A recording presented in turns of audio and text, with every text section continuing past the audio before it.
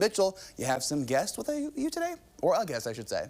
Yes, I do. Thanks, Adam. Well, we do have another Community Spotlight segment for you guys. Today, we're joined by Robyn Carr from the Children's Advocacy Center of East Central Illinois. Robyn, thanks so much for joining us today. Absolutely. Thanks for having me. So we're talking about Men Who Can Cook, that fundraiser. Let's talk a little bit about that. So Men Who Cook is our annual fundraiser. This year's will be the 14th annual Men Who Cook, and we invite usually close to 30 local men who enter and prepare bite-sized samples of their favorite dishes for the attendees to sample. So there's 5 categories this year. So they might be an appetizer, they might be an entree. We have salads and side dish in a category, soups and chilies in a category, and then of course desserts. Can't skip out on desserts. Cannot skip out. Always a favorite category. And so everybody comes in and makes a generous donation to our organization when they come in for the event, and then they sample all the dishes and vote for their favorites. That's amazing. What's the kind of community maybe reaction after 14 years that you've maybe noticed?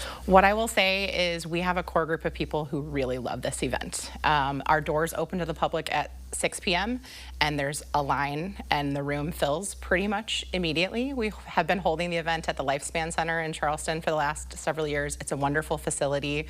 I tease them that I wish they'd put on an addition just for us because we could use a little more space for this event, but it's cozy in a good way, and everybody has a great time. So you talked about genres of food that's kind of being brought.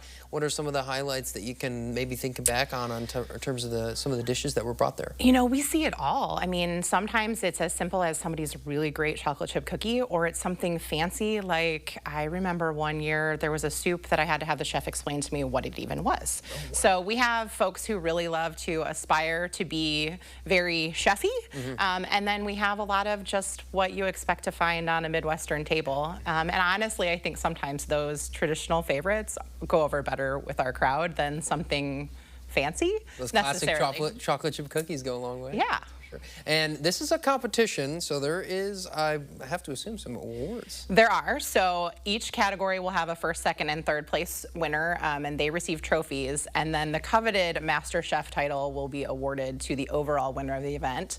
And we send a picture in there. That's our traveling trophy.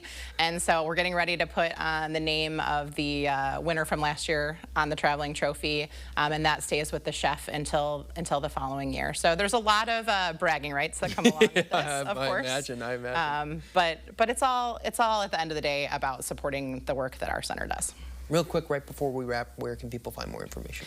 Absolutely. If you find us on Facebook, the event is there, and you can learn all about how to join us on March 1st for the event.